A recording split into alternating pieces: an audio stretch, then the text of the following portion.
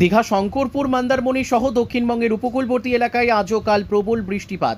আজ বৃহস্পতিবার ভারী বৃষ্টির পূর্বাভাস 10 জেলাতে। দীঘা শঙ্করপুর মন্দারমণি সহ দক্ষিণবঙ্গের উপকূলবর্তী এলাকায় আজও কাল প্রবল বৃষ্টিপাত। উত্তর ও দক্ষিণ 24 পরগনা, পূর্ব ও পশ্চিম মেদিনীপুর, ঝাড়গ্রাম, কলকাতা, হাওড়া, হুগলি, বাঁকুড়া ও পশ্চিম বর্ধমান জেলাতে ভারী বৃষ্টির আশঙ্কা। বাকি সব জেলাতে বজ্রবিদ্যুৎ সহ বৃষ্টির সঙ্গে 30 থেকে 40 কিলোমিটার গতিবেগে দমকা ঝোড়ো বাতাস বইবে। বৃহস্পতি ও শুক্রবার বৃষ্টির পরিমাণ ক্রমশ বাড়বে। উত্তর ও দক্ষিণবঙ্গের বেশ কিছু জেলাতে প্রবল বৃষ্টি বা অতি ভারী বর্ষণের সতর্কতা।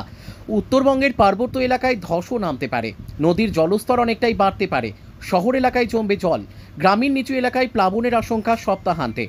কাল শুক্রবার ভারী থেকে অতি ভারী বৃষ্টির সতর্কতা দক্ষিণবঙ্গের সব জেলাতে।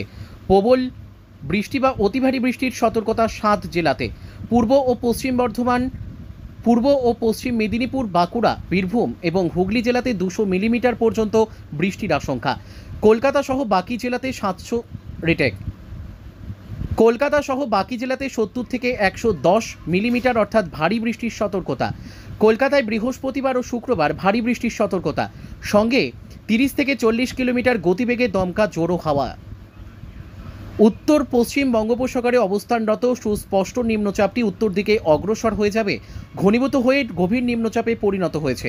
এটি আগামী 12 ঘন্টায় আরও শক্তিশালী হয়ে অতি গভীর নিম্নচাপে পরিণত হয়ে উত্তর দিকে অগ্রসর হয়ে 29 মে সন্ধ্যা থেকে রাতের মধ্যে পশ্চিমবঙ্গের উপকূল অতিক্রম করার সম্ভাবনা রয়েছে। পূবালি বাতাসের জেরে নিম্নচাপটি উত্তর পূর্ব ঘুরে যেতে বাধা পাচ্ছে, যার ফলে পরবর্তী সময়ে উত্তর পশ্চিম দিকে সামান্য ঘুরতে পারে। তাই আজ 29 মে ভোররাত থেকেই হালকা বৃষ্টি শুরু হয়েছে।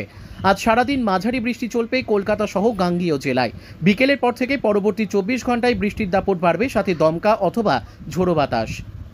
উপকূলবর্তী জেলা পূর্ব মেদিনীপুরে ভারী থেকে অতি ভারী বর্ষণ, সাথে কলকাতা ও লাগোয়া জেলায় ভারী বর্ষণের সম্ভাবনা। 24 পরগনাও। দক্ষিণবঙ্গের বাকি জেলাতেও মাঝারি অথবা ভারী বর্ষণের সম্ভাবনা।